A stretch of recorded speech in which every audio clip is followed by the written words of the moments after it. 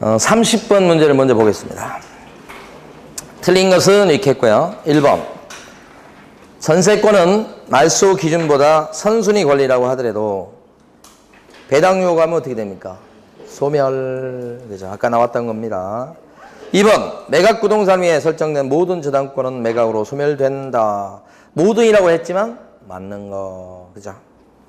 3번. 매수인은 유치권자에게 유치권으로 담보하는 채권을 변제할 책임이 있다. 맞습니다. 이거 질문 엄청 많이 받는 것 중에 하나입니다. 민법 시간에 이거 배우셨어야 돼. 여기 보면 유치권자는 적극적으로 변제를 청구할 수 있는 권능은 없어요. 그러니까 누가 됐든 간에 유치권자가 주관한 채권이 진짜라면 그 빚을 안 갚으면 비켜나지 않고 거기서 버틸 수 있다는 거죠. 응? 그런 권능을 갖는 게 뭐예요? 유치권이지. 그러면 반사적으로 낙찰자 매수인은 자기 빚이 아니야 사실은. 유치권자가 주장하는 공사대금 1억 원이 자기 채무는 아니라고. 그렇지만 그건 자기 빚이 아닐지라도 갚아주지 아니하면 절대 비키라고 못한단 말이에요. 그러다 보니까 반사적으로 뭐예요? 책임은 있는 거야. 이렇게 채무는 없는데 책임이 있는 불쌍한 사람 중에 물상보증인이 있잖아요. 그러니까 물상보증인하고 비슷한 지위에 있다고 보시면 돼. 누가요? 낙찰자 매수인이. 어?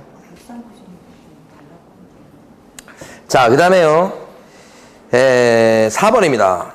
건전권자보다 후순위 지상권이지만 건저당보다 후순위 지상권 하여간 뒤에 오면 죽는 거요.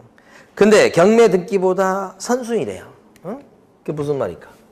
저당권보다는 지상권이 뒤에 있지만 맨날 이런 구조로 시험을 내요. 경매 등기보다는 빠르다. 아, 얘보다 얘가 빠르다는 거야. 그럼 뭐 할 거예요?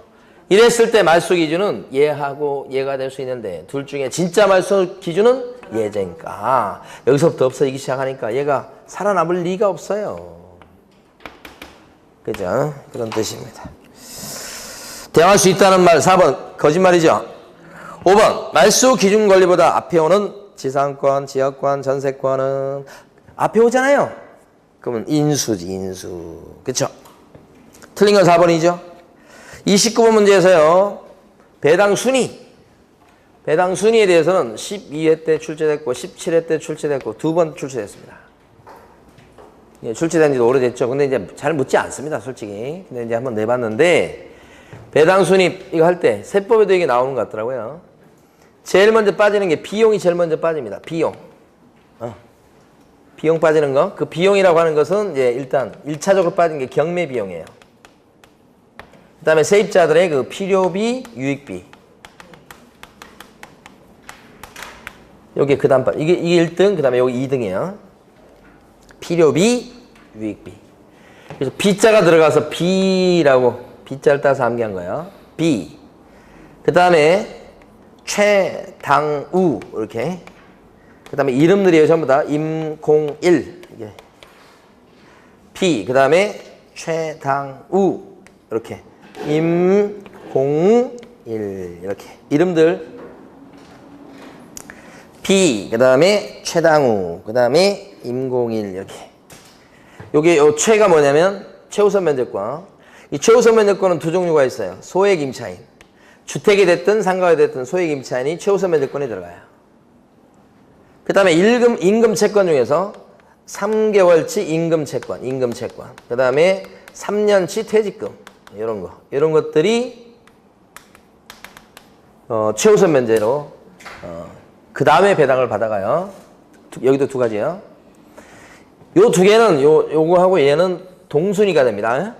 위를 갈 수 없어요. 근데 여기서는 얘가 1등이고 얘가 2등이에요. 여기가 제일 먼저 빠집니다. 경매 비용이. 그 다음에 당자는 경매 목적물에 부과되는 당해세. 대표적으로 상속세, 뭐 징역세 이런 거요.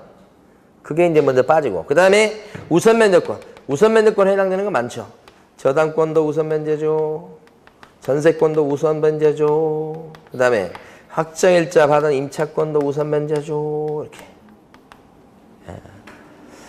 그 다음에 조세채권 같은 일반 조세채권 같은 경우도 우선 면제죠. 이렇게. 법정기일 기준 해가지고 그러니까 조세채권 중에서 당해세는 이렇게 빨리 가져가는 거고, 당해세가 아닌 일반 조세채권은 얘네들하고 이제 누가 더 빠르냐 경쟁하는 겁니다. 얘네들끼리는 서로서로. 임차권 등기도 여기 들어갑니다. 임차권 등기도 우선 매도권이 있죠. 이런 거. 그 다음에 임자는 뭐예요? 임금채권. 요 임금채권이라고 하는 것은 요거 3개월치 임금채권, 그 다음에 3년치 퇴직금, 요거 뺀 나머지 일반 임금채권이에요. 일반 임금채권.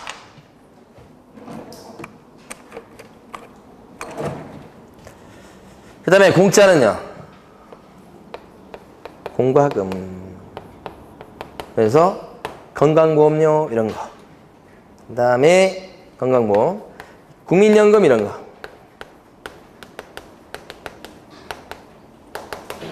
이렇게.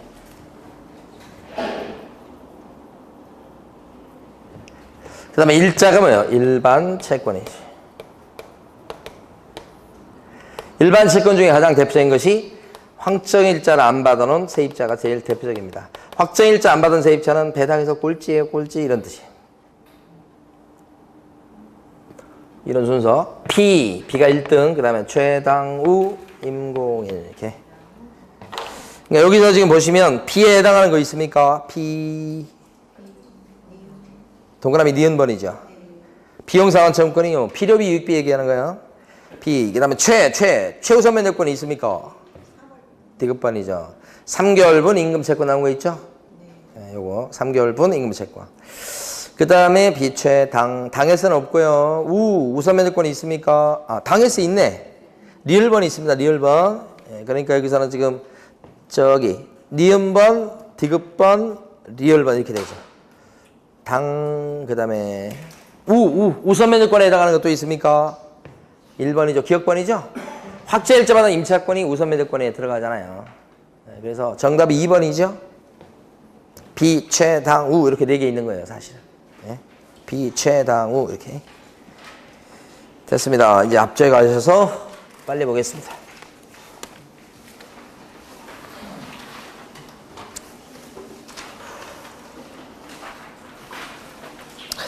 자, 틀린 것은 했고 1번. 증액 청구에 대한 제한 규정은 주택이 됐든 상가가 됐든 5%를 초과하지 못한다. 이게 제한 규정이잖아요.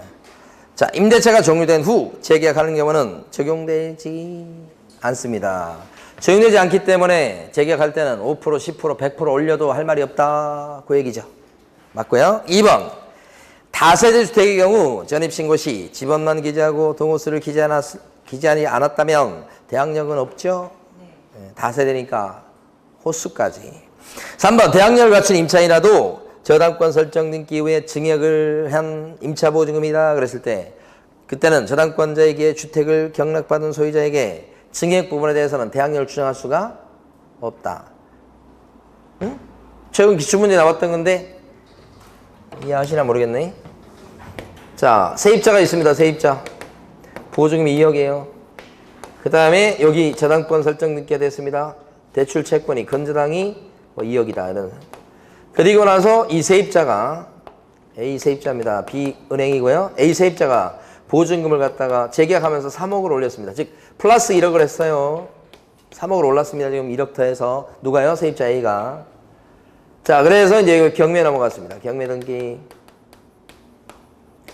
그때 이 세입자는 경매 낙찰자 을에게 대항력이 있습니까요?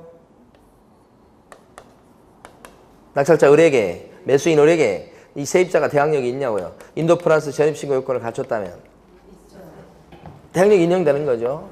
선수의 세입자니까. 예. 자, 근데 낙찰자 을은 그러면 얼마를 떠안는 거예요? 2억을 떠안는 거예요? 아니면 3억을 떠안는 거예요? 2억을 떠안는 거다.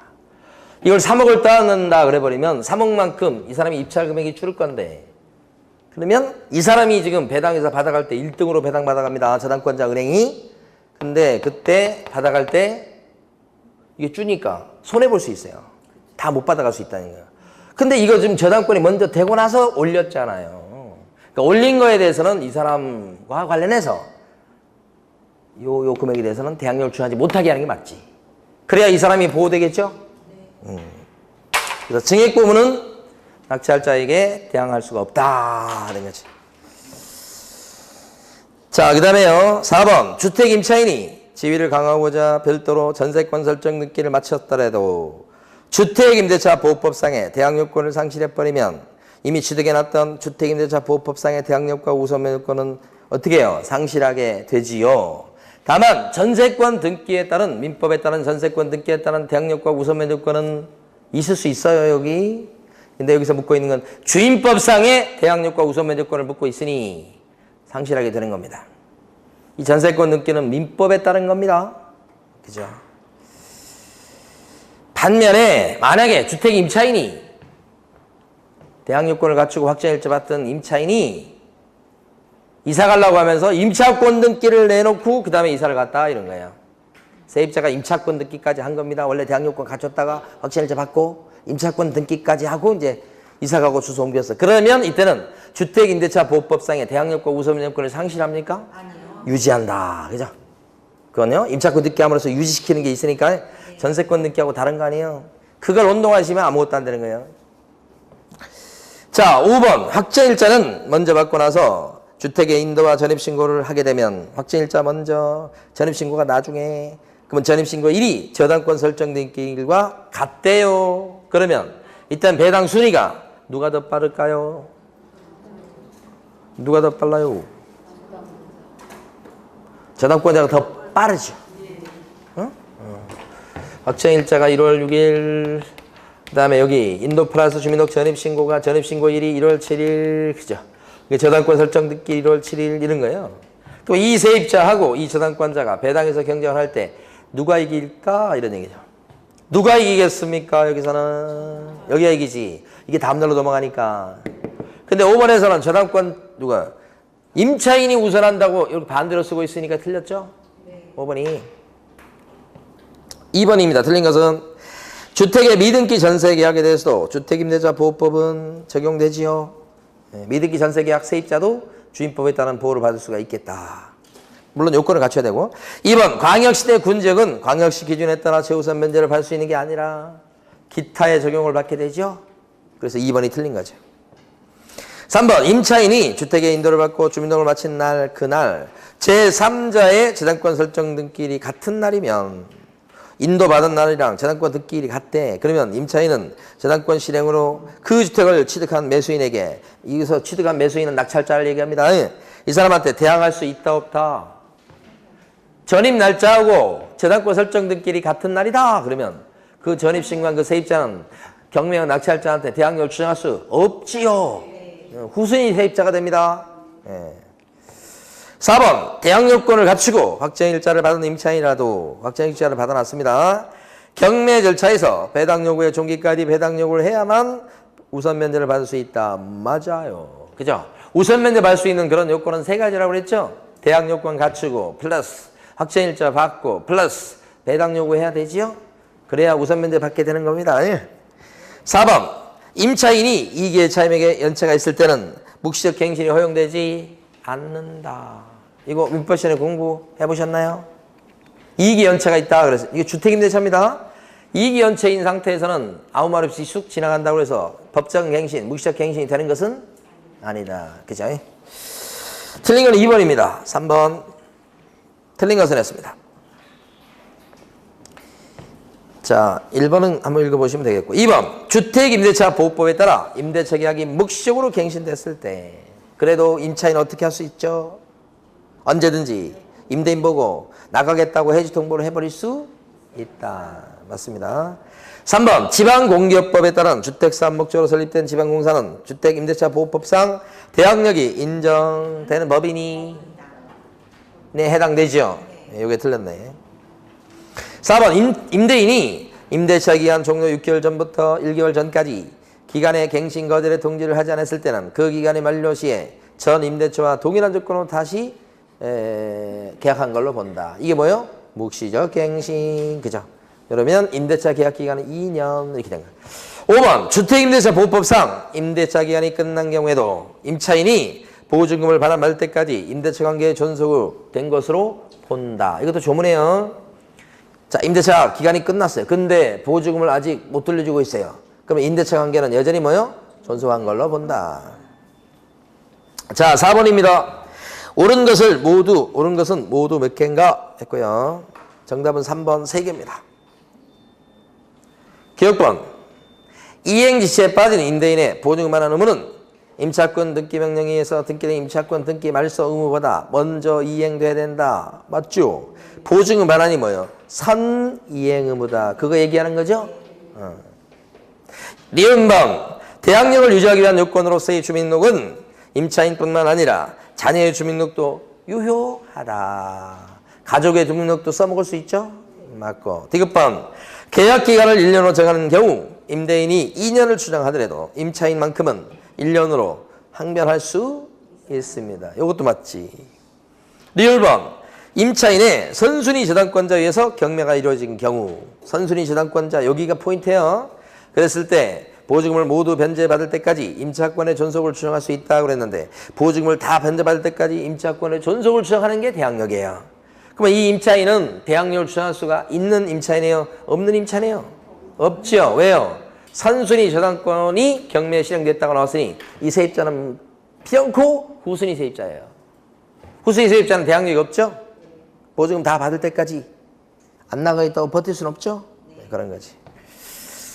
그래서 기억력 디귿번이 옳은 지문 정답 3번. 5번 문제의 정답은 3번입니다. 1번은 금융기관 등은 우선 면제권을 행사하기 위해서 사실 금융기관은 보증만한 채권을 양수하게 되면 우선 면제권을 갖다가 승계하는 효과가 생깁니다. 그렇다고 해서 우선 면제권을 행사하기 위해서 임차인을 대리하거나 대위해서 임대차를 해지할 수 있는 것까지는 아니다. 해지 못하죠. 2번. 임대차 계약을 갖다가 체결하려는 자는 체결했다가 아니고 하려는 자입니다. 이 사람은 아직 이해관계인이 아니기 때문에 관련 정보의 제공 요청을 할 때는 반드시 뭐가 필요합니까? 임대인의 동의가 있어야 됩니다. 그래야만 확정일자 부여기관에 쫓아가서 정보를 내놓으쇼 할 수 있죠. 그래서 2번 틀렸죠? 자, 3번. 일시 사용을 해야 하는 임대차가 명백했을 때는 주택임대차보호법은 적용되지 않는다. 너무 쉽네. 이게 정답이죠. 3번 맞는 거. 4번. 임차권 등기 변경 집행에 의한 등기가 경유된 주택을 그 이후에 임차한 소액 임차인은 대항 요건을 갖추었을 경우 우선 매도권이 있다 그랬어요. 응? 그렇습니까? 여기서 우선 면제권이라고 하는 건 소액 임차인 나온 걸 봤을 때 최우선 면제권을 얘기하는 것이에요. 우선 면제라고 썼어도 만약에 진짜 우선 면제권 얘기하면 확정일자 얘기를 써놨을 거예요. 확정일자 얘기 없이 소액 임차인이다 하고 우선 면제다 이렇게 나오면 이게 최우선 면제를 얘기하는 거예요. 사실 조문상으로 우리가 지금 배울 때는 최우선 면제권이라고 쓰긴 합니다. 칠판에는 이렇게 써도 이건 교실에서나 쓰는 용어입니다. 최우선 면제권은. 이 말이 조문에 없습니다. 이 말 대신 어떤 얘기가 나오냐면 자, 보증금 중 일정액을 다른 권리자보다 우선해서 받아간다. 이런 식으로 우선 변제라고 씁니다. 그러니까 최우선 변제권도 실제 조문에는 우선 변제라고 나와요.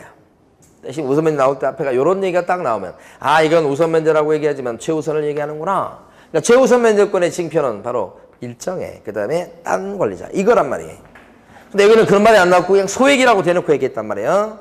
뭐 소액이라고 나왔으니 이게 바로 소액이란 말 거기에서 이 말을 의미하는 거예요. 그래서 여기는 우선 면제라고 얘기했지만 이게 무슨 의미를 하는 거예요? 최우선 면제고.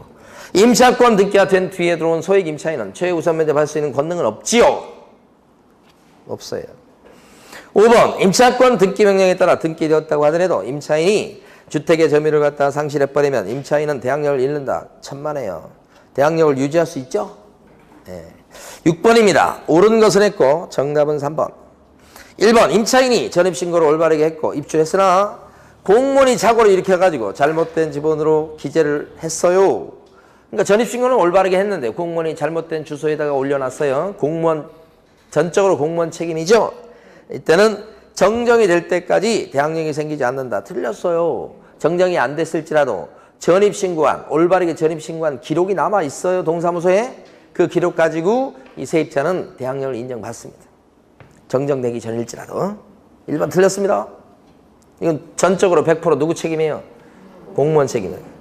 이것과 비교해서 전입신고를 갖다가 하러 간 세입자가 있었는데 옆에 있던 공무원이 아는 체를 하면서 그 집 주소는 그게 아니고 이거라고 얘기하니까 전입신고하러 갔던 세입자가 그 말을 믿고서 자기가 전입신고한 그 신고서의 주소를 정정을 했어요.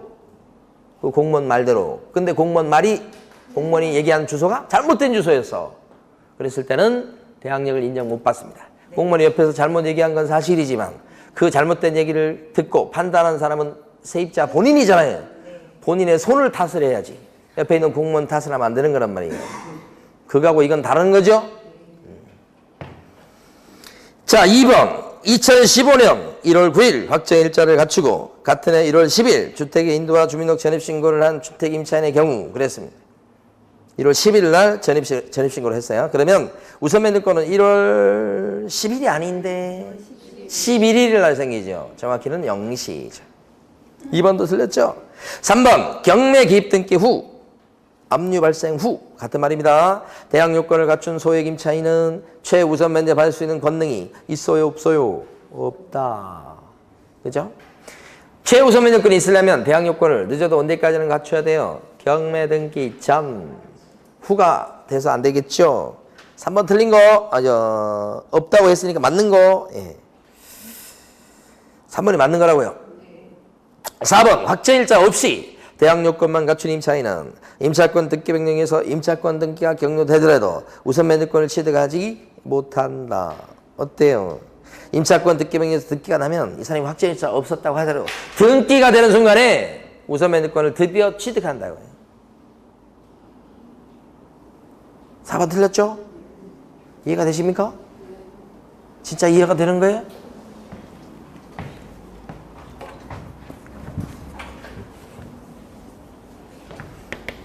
자, 세입자 A입니다. 인도 프랑스 주민등록 전입신고. 확정일자 안 받았습니다. 자, B라는 건저당권자, 은행이 있어요. 여기. 자, 이 세입자의 보증금이 뭐 5억이고, 이 세입자의 건저당권이 2천이고, 이렇게. 그런데 이 세입자가 나중에, 세입자 A가 이사 나가면서 임차권 등기를 해놓고 나간 거예요. 임차권 등기, 이렇게. 그럼 임차권 등기된 시점, 이렇게 되잖아요. 자, 그러면 임차권 등기를 지금 A가 해놨다고. 그러면 자, 이해하셨나고 했으니까 등기 됐을 때 대항력은요. 취득이요, 유지요? 대항력은 취득 아니면 유지? 유지. 우선 면허권은 취득 아니면 유지? 우선 면허권은 취득 아니면 유지? 등기함으로써. 여긴 취득이 돼요. 이 사람이 임차권 등기 되기 전에는 이 사람은 대항력은 있어. 지금 우선 면허권은요 없는 사람이잖아요. 그렇던 사람인데 등기를 했죠 지금. 그럼 없던 우선 면허권이 뭐예요? 생긴 거지. 그러면 배당에서 이 사람보다 후순위로 배당을 받아요. 이 사람이. 자, 그럼 이렇게 되면 어렵긴 어렵죠. 자, 요게 이제 여러분께서 경매 넘어갔어.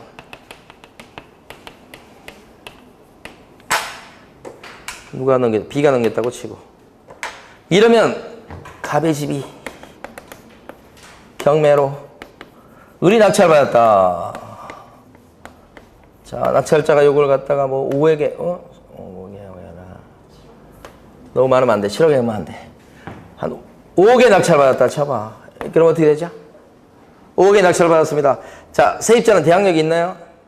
대항력은 있고. 요거 임차권 등기 없을 때하고 있을 때가 좀 틀리긴 하죠. 없다고 먼저 치면 대항력은? 없어요.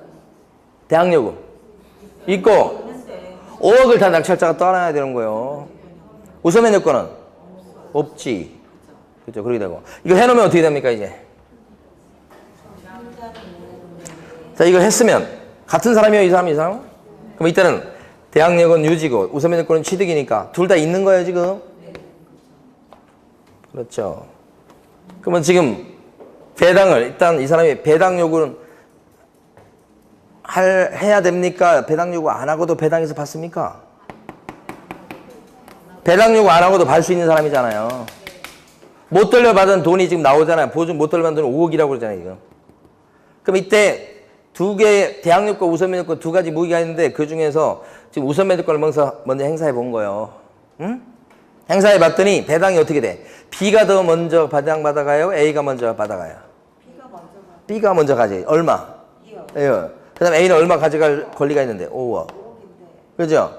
이렇게 돼가는. 근데 지금 나온 돈은 얼마인데 지금? 5억밖에 안 나왔으니까. 여기서 2억 가져가고, 여기는 5억을 다 못 가져가고, 3억만 가져가고, 응? 나머지 2억은 지금 못 받아간 상태요. 그렇지만 이 사람은 대항력이 있는 사람이잖아, 지금. 그러니까 다 못 받았다 그러면 이 못 받은 금액에 대해서 돌아와서 낙찰자 을에게 나머지 2억 받을 때까지 대항력을 주장해버릴 수 있다. 아까 그 조문이 많이 나온다고 그랬잖아요, 아까. 대항력과 우선면제권을 같이 갖고 있던 사람이 그 중에서 우선면제 길을 가다가 배당 요구해갖고, 여기는 배당 요구할 필요 없지만 우선면제 길을 가다가 배당에서 다 못 빠지면 대항력을 원래 주장할 수 있었던 사람이니까 대항력을 마저 주장하면 이 사람의 부담금이 2억이 또 올라가죠. 그럼 이 사람은 5억에 받았지만 실제 이 사람이 부담할 금액은 얼마라는 거예요? 7억을 계산하고 생각하셔야 돼. 근데 5억에 진짜 받고 아무것도 추가 부담이 없다고 생각하면 사고 나는 거예요, 이거. 어? 이게 있으니까. 그렇다고 하면 이거 부담할 것 같으면 이 사람이 그것까지 감안해서 어느 정도 금액이 됐을 때 낙찰을 받아야 이게 이 사람이 손해가 없는 거예요. 더 싸게 받아야 되겠죠? 3억 받아야 실제 5억 받은 거예요. 이거 나중에 빼준다니까. 2억을 나중에 또 빼줘야 되는 거니까 3억 받아도 2억 더하면 5억이 받은 거야, 실제는. 3억까지 2억밖에 못 받는데 못 받은 돈이 4억 있잖아요. 중에. 그러면 또 4억을 낙찰자 을이 떠안는 거예요. 떠났잖아요. 그러니까 옆에 보이는 거고 숨어 있는 거라고, 이런 건. 자, 제가 잘못했어요. 잘못했고. 제가 참았어야 되는데. 네. 자, 뭘 기억하시면 되냐면, 자, 제일 끝에 그냥 기억하세요.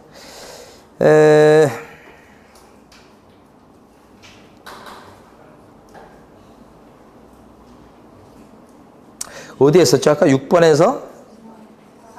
4번. 확정일자 없이 대항 요건만 갖춘 임차인이에요. 그런데 임차권 등기 명령에 따라서 임차권 등기가 격려가 되면 그 전까지는 취득하지 못했던 우선 면제 받을 수 있는 권능을 취득하지요. 그래서 틀린 거죠, 4번? 네. 5번. 임차인이 주택임대차 보호법에 따라 최우선 면제를 받기 위해서는 대항 요건과 임대차 계약서의 확정일자를 받아야 된다. 확정일자는 무슨? 최우선 면제 받는 데 있어서는 대항 요건 갖추고 경매 넘어가기 전까지 플러스 소액이 들어가면 돼. 그리고 배당 요구하면 되죠. 확정일자는 요건이 아니죠. 그래서 5번 틀린 거고. 7번 가시겠습니다. 틀린 것은 했습니다. 1번. 주택 임대차에 이해관계 있는 사람은 확정일자 부여기관에 해당 주택 확정일자 부여일 등 정보 제공 요청을 할 수 있다. 이해관계인은 정보 제공 요청할 수 있죠. 이때는 임대인의 동의 필요 없죠. 그 말이 안 나왔지만 필요 없는 겁니다. 그렇지만 이제 이해관계 있는 사람 말고 임대차 계약을 체결하려는 자 이러면서 정보 제공 요청 얘기가 나오면 반드시 뭐가 필요해요? 임대인의 동의가 필요하죠. 자, 2번이 틀렸습니다. 임차인의 전입신고한 날과 저당권 설정 등기일이 같은 날이래요. 그러면 임차인은 경매 절차에 낙찰자 매수인에게 대항력을 주장할 수가 없겠죠. 선순위 세입자예요? 후순위 세입자예요? 결론적으로? 후순위 세입자가 되니까요. 3번. 확정일자를 입주 및 주민등록일과 같은 날 또는 그 이전에 갖춘 경우 확정일자를 먼저 받고 그 다음에 전입신고가 됐다고 생각하시면 돼요. 우선 면제 효력은 대항력과 마찬가지로 인도와 주민등록을 마친 다음 날을 기준으로 발생하겠다. 그렇죠? 확정일자를 연할 받고 인도 플러스 주민등록 전입신고다. 그러면 이게 1월 4일, 이게 1월 5일. 우선 면제권이 언제 생겨요? 1월 5일이니까 1월 6일 0시. 그죠? 근데 확정일자 받고 그 다음에 인도 플러스 전입신고 받은 날 이거 전부 다가 1월 5일이라고 하면 이것도 마찬가지잖아요. 1월 6일 0시잖아요. 두 개를 같이 얘기한 거잖아요, 지금. 확정일자를 그 전에 또는 같은 날 갖췄다. 그럼 이건 대항력처럼 전입신고한 다음 날, 전입신고한 다음 날 생긴다. 이렇게 한 거잖아요. 자, 4번. 담당 공무원의 착오로 수정을 요구해서 아까 말씀드렸던 사례가 나오네요. 신고인이 잘못된 지번으로 수정해서 주민등록된 사안에서 이것은 그 잘못 전입신고를 한 옆에서 잘못 얘기한 걸 들은 세입자 신고인 요 사람이 잘못한 거죠. 따라서 대항력은 인정받지 못합니다. 5번 우선 면역권을 승계한 금융기관 등은 우선 면역권을 행사하기 위해서 임차인을 대리하거나 대위해서 임대차 계약을 해지까지 할 수는 있는 것은 아니지만 자신의 우선 면접을 할 수 있는 권능을 지키기 위해서 어떻게 할 수 있어요? 임차권 등기 명령 신청을 대위해서 할 수는 있죠. 네, 그런 거고. 자, 8번 문제에서요. 옳은 것은 했고 정답은 4번. 1번 보증금의 전부 또는 일부를 월 단위 차임으로 전환합니다. 자, 이게 전환율 얘기하는 거죠. 전환되는 금액의 연 12%와 지금 이거 주택입니까? 상가입니까? 주택입니다. 정신 차리고 푸셔야 돼요. 주택이니까 연 12%. 그 다음에 3.5 더한 비율 중 낮은 비율을 곱한 월차임의 범위를 초과할 수 없다고 그랬어요. 어디에 틀렸어요? 12%가 아니고요. 주택일 때는 연 10%. 기준금리 플러스 3.5% 중에서 낮은 비율. 네. 앞쪽이 틀린 거고요. 12%가 아니고 10%를 고쳐야 되고요. 2번 소액 임차인의 최우선 면제권은 주택가액의 3분의 1에 해당하는 금액까지만 인정된다. 3분의 1이 아니고 2분의 1. 그죠? 3번 주택 임차인이 그 지위를 강화하고자 별도로 전세권 설정 등기를 마쳤다면 주택임대차 보호법상의 대항 요건을 상실하더라도 이미 취득했던 주택임대차 보호법상의 대항 요건 우선 면제권은 유지한다. 안 됩니다. 상실합니다. 주임법 물어봤습니다. 이상하고 그러면 없어집니다. 다만 전세권 등기에 따른 대항 요건 우선 면제권은 남아 있을 수 있죠. 4번 임차인이 다세대 주택에 동호수 표시 없이 부지 중 일부 지번만으로 주민등록을 했을 때 다 세대인데 호수 표시가 없대요. 잘못된 거예요. 대항력을 취득할 수가 없다. 이게 맞는 거. 5번 자연인인 임차인에 한해서 주택임대차 보호법에 의한 보호를 받는다. 그러면 맞아요? 틀려요? 틀렸죠? 법인 중에서 원래 법인은 보호 못 받는 게 원칙이지만 보호받는 경우가 일부 있죠? 중소기업이라든지 무슨 공사 이런 거 나오면 법인이지만 예외적으로 보호되죠. 자, 지금부터 9번부터는 상가건물 임대차 보호법입니다. 틀린 것을 했습니다. 정답 5번이고요. 1번은 임대차 기간이 만료되기 전 6개월부터 1개월까지 그 사이에 임대인에게 계약 갱신 요구를 할 수 있다. 임차인이 갱신 요구할 수 있는 그 기간 기억하셔야죠. 6개월 전부터 1개월 전. 2번 갱신 기간은 최초의 임대차 기간을 포함해서 전체 임대차 기간이 5년을 초과한다고 5년을 초과할 수는 없다. 그 갱신 요구를 통해서 보장받는 기간은 최장 5년이다. 최초의 임대차 기간을 포함해서 5년이죠. 3번 적용 보증을 초과하는 상가 임차인은 갱신 요건을 행사할 수 그래도 있다고요. 적용 보증금 초과해도 행사할 수 있는 거 가만히 보면 대표적인 게 대항력 인정받죠. 그 다음에요. 갱신 요구권도 인정받죠. 이게 대표적인 거. 그 다음에 또요. 권리금 보장 규정도 초과해도 인정받죠. 그 다음에 3기 연체일 때 해지 사유 이런 것도 연체 시 해지 사유 이런 것도 인정받죠. 초과해도요. 이런 것들 대표적인 거. 자, 그 다음에요. 4번 임차인이 임대인의 동의 없이 목적 건물의 일부를 전대했습니다. 무단으로 일부를 전대했습니다. 갱신 요구에 대해서 거절 사유가 됩니까? 안 됩니까? 일부 무단 전대도 거절 사유가 되죠. 네, 맞고. 5번은요. 임대인의 동의를 받고 전대차 계약을 체결한 전차인입니다. 원래 갱신 요건이 없죠. 그렇지만 갱신 요건에 임차인의 갱신 요건의 행사 기간 이내에 직접 임대인에게 갱신 요건을 행사할 수 있다. 직접이 아니고 뭐요? 임차인을 대위해서 라고 하셔야죠. 자, 그래서 5번이 틀린 거고 10번입니다. 틀린 것은 했습니다. 임대인은 임대차 기한이 끝나기 3개월 전부터 임대차 종료 시까지 임차인이 주선한 신규 임차인이 되려는 자로부터 권리금 지급받는 것을 방해해서는 안 된다. 임대인이 이걸 방해놨다 그랬을 때는 손해배상 청구를 당하게 돼 있죠. 그 시점 기억하셔야 돼요. 3개월 전부터 종료 시까지 신규 임차인을 데려왔었을 때 임대차 계약을 체결해 줄 의무가 있다. 이런 거예요. 2번 국토교통부 장관은 보증금, 차임의 임대차 기간, 수선비 분담 등 내용이 기재된 상가건물 임대차 표준 계약서를 정해서 그 사용을 권장할 수 있다. 임대차 계약서에 표준 서식을 정해서 권장할 수 있는 사람 누구예요? 법무부 장관이에요. 법무부 장관. 임대차 계약서 그러면 법무부 장관. 권리금 계약서 그러면 국장이에요. 국장. 그렇죠? 2번이 틀렸죠. 3번 권리금이란 영업과 관련된 유무형의 재산적 가치의 양도 또는 이용 대가로서 임대인, 임차인에게 보증금과 차임 이외에 지급하는 금전 등의 대가를 권리금이라고 그런다. 자, 4번 권리금 회수 기회를 보장하지 않은 임대인의 손해배상액은 신규 임차인이 기존 임차인에게 지급하기로 한 권리금과 임대차 종료 당시의 권리금 중 무슨 금액을 넘지 못한다? 낮은 금액. 여기도 낮은 금액이죠? 맞습니다. 5번 임대인은 임대차 목적물인 상가 건물을 1년 6개월 이상 영리 목적으로 쓰지 않았을 때문에 임차인이 주선한 신규 임차인과의 임대차 계약 체결을 거절할 수가 있다. 1년 6개월 이상 그랬을 때 당당히 거절할 수 있는 사유가 되죠? 네. 틀린 거 2번. 11번입니다. 옳은 거, 틀린 거, OX. 기억본 보면 임차인의 보증금만한 채권을 양수한 금융기관 등은 보증금만한 채권을 지금 사들였어요. 우선 매도권을 행사하기 위해서 임차인을 대리하거나 대위해서 임대차를 해지할 수 있는 건 아니고 자신의 우선 매도권을 지키기 위해서 임차인을 대위해서 임차권 등기 변경 신청을 할 수 있을 뿐이죠. 니은번 임차인의 갱신 요건에 관해서 전체 임대차 기간을 5년으로 제한하는 것은 법정 갱신에 대해서는 적용되지 않는다. 법정 갱신에 대해서는 적용되지 않는다. 법정 갱신, 그죠? 법정 갱신이 뭡니까? 묵시적 갱신이죠? 묵시적 갱신을 10년 동안 하고 있어요, 둘이. 그리고 괜찮죠?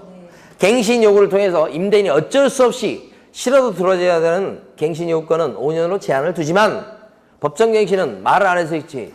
둘이 좋아가지고 갱신하는 거죠? 그건 제한이 없습니다, 기간에. 디귿번입니다. 임대인이 정당한 사유 없이 임차인이 주선한 신규 임차인과의 임대차 계약을 거절했을 때 이러면 손해배상 당하는 거예요. 신규 임차인이 기존 임차인에게 지급하라는 권리금만큼 손해배상 책임을 진다. 그렇지 않죠?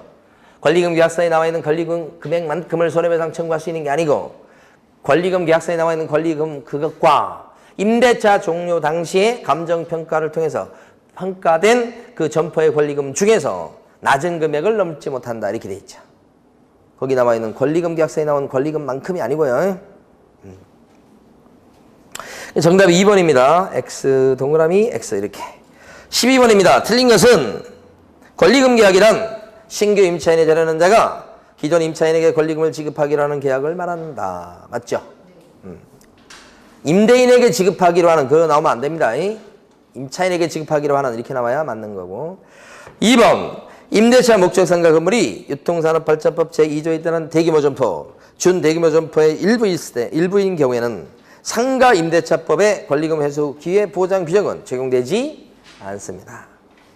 3번 임대인은 임차인이 주선한 신규 임차인이 되려는 자가 보증금 또는 차임을 지급할 자력이 없다고 인정됐을 경우에는 신규 임차인과의 임대차 계약 체결을 당당히 거절해버릴 수 있다. 예외적으로 임대인이 거부할 수 있는 사유가 있죠. 자력이 없는 사람을 데려왔다든지 의무를 위반할 우려가 있다든지 1년 6개월 이상 영업을 안 했다든지 임대인이 선택한 사람인데 배신을 했다든지 이랬을 때는 당당히 거부할 수가 있죠. 자, 그 다음에요. 4번입니다. 서울 지역에서 보증금 1억 원에 월세 400만 원인 상가 임차인입니다. 서울 지역에서 보증금 1억에 월세 400억이면 환산하면 5억 규모입니다. 그러면 적용 보증금 이해하죠? 그러면 싹 적용되죠. 따라서 권리금 보장 규정은 적용됩니다. 근데 사실은 권리금 보장 규정은 보증금의 규모에 관계없이 언제나 적용되는 거죠? 적용 보증금을 초과해도 권리금 보장 규정은 적용된다며요. 그러니까 이 규모에 관계없이 무조건 다 적용되는 거죠. 4번 틀린 거. 5번 권리금 회수 기회를 보장받지 못한 임차인이 기존 임대인에게 손해배상 청구를 할 권리를 갖게 되는데 그 권리는 임대차가 종료한 때부터 3년 내 행사하지 않았다가는 시효 완성으로 소멸하게 된다. 손해배상 청구권의 소멸시효 기간이 몇 년요? 3년. 예. 자, 13번입니다. 틀린 것은 1번. 상가 건물 임대차 보호법은 민법에 대한 특례를 규정한 것으로서 국민의 무슨 생활의 안정을 보장함을 목적으로 합니까? 무슨 생활의 안정? 경제생활의 안정. 따라서 상가 건물 임대차 보호법은 법인일 경우에도 적용된다는 것이죠. 2번. 상가 건물 임대차 보호법의 적용 보증금액을 초과하는 경우에도 임차인은 계약의 갱신을 요구할 수가 있습니다. 초과하는 경우에도 임차인은 갱신 요구권을 행사할 수가 있다. 맞습니까? 네. 3번 임차인이 상가 건물의 일부를 임차한 경우 대항력을 갖추기 위한 요건의 하나로 사업자 등록 신청할 때 일부 임대차니까 무엇을 첨부해야 됩니까? 도면 첨부. 맞고요. 4번 상가 건물의 임대차를 등기했을 때는 그 다음 날부터 제3자에 대해서 효력이 생긴다. 임차권 등기 되면요. 등기는 그날부터 효력이 생깁니다요. 다음 날 안 넘어갑니다. 사업자 등록 신청이라든지 아니면 전입신고나 다음 날로 넘어가는 거고요. 등기는 그날입니다. 임차권 등기 효력도 그날 생기는 겁니다.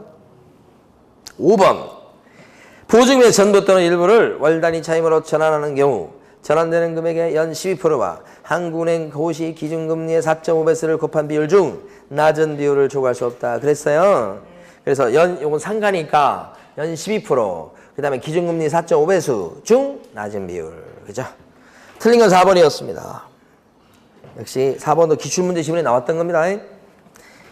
자, 14번입니다. 아닌 것은 그랬습니다. 이게 자, 문제 읽어보면 임대인이 임차인이 주선한 신규 임차인과의 임대차 계약을 거절함으로써 기존 임차인이 권리금 회수하는 것을 방해하는 행위에 해당하는 것이 아닌 것은 방해하는 행위다 그러면 막 떠올라야 됩니다. 그죠?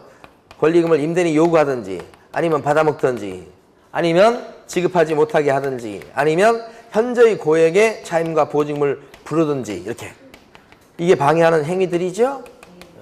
여기 안 들어가는 것은 물어봤습니다. 1번에 나와 있는 것이 현저히 고액, 2번에 나와 있는 것이 요구, 임대인이 요구한다는 뜻입니다. 3번은 의무를 위반할 우려가 있는 사람이 지금 왔어요. 이랬을 때는 당당히 거절할 수 있는 사유가 되죠. 그죠? 그래서 3번이 정답이고 4번은 권리금을 수수하는 거, 받아먹는 거요. 5번 같은 경우는 임차인이 조선한 신규 임차인이 되는 자라 하여금 임차인에게 권리금을 지급하지 못하게 해박 놓는 거죠. 이랬을 때는 손해배상 청구를 당하게 됩니다. 임대인이 손해배상 청구를 당하게 된다. 그런 사유들이죠. 정답은 3번이고요. 마지막 15번입니다. 틀린 것은 그랬습니다. 1번 단순히 상품의 보관, 제조, 가공 등 사실행위만이 이루어지는 공장, 창고 등은 상가건물 임대차 보호법의 적용 대상이 아니다. 영업행위를 안 하기 때문에요. 2번 보증금이나 채권을 양수한 금융기관 등은 우선면대권을 보전하기 위해서 임차인을 대위해서 임차권 등기 변경 신청을 할 수가 있지. 그렇죠? 자, 3번 임대인이 자임증액 청구권을 행사할 때 이거 잘못됐네. 청구 당시 차임의 100분의 9 금액을 초과해서 증액할 수는 없다고 그래 있죠? 요것도 정답이네요. 복수정답입니다. 이게 3번과 4번이 잘못됩니다. 100분의 9가 아니고 뭐예요? 5조. 예. 자, 4번 임대인과 임차인이 1년 미만으로 임대차 기간을 정했을 때 임대인은 그 기간의 위험을 추정할 수 있다. 이것도 잘못됐죠? 임대인이 아니고 누구요? 임차인이요. 임차인. 5번 임차인의 차임 연체액이 3개의 차임액에 달했을 때는 임대인은 임대차 계약을 상가 임대차니까요 해지할 수 있다. 그러니까 3기 연체액이면 해지 사유가 되죠. 자, 요 15번 문제는 여기 3번과 4번을 복수 정답을 해야 되겠습니다. 자, 그래서 우리가 오후에 30문제씩 했으니까 문제 몇 문제예요? 240문제입니다. 8번 했으니까 240문제예요. 요 240문제, 우리 보통 보면 중개사법은 한 100문제 남짓 정도 하면은 출제에 될 만한 내용들 다 담을 수 있어요. 거의 대부분. 근데 240문제다 그러면 출제 가능성이 좀 낮은 것도 막 들어가 있고 막 그럴 정도까지 문제를 담을 수 있다고. 그러니까 문제로서 충분합니다. 그래서 우리 7, 8월 달에 또 문제 깔고 하긴 하겠습니다만은 오후에 들으셨던 분들은 여기 우리 풀었던 문제를 다시 반복해서 많이 보시기 바랍니다. 그러면 아마 이제 나중에 그걸 여러 번 보다 보면 문제 다 똑같아요. 문제집에 있는 거나. 그래서 중요한 것은 하나를 갖다가 이 통달하는 게 중요합니다. 마스터한다고 그러죠. 한 개를 여러 번 보면 그 내용이 다른 문제집에 있다는 것을 알 정도가 돼요. 근데 하나 문제를 한 번 보죠? 또는 두 번 보죠? 그럼 딴 문제집, 답이 칠해져 있지 않는 다른 문제집을 보잖아요. 그러면 처음 보는 문제처럼 막 느껴져.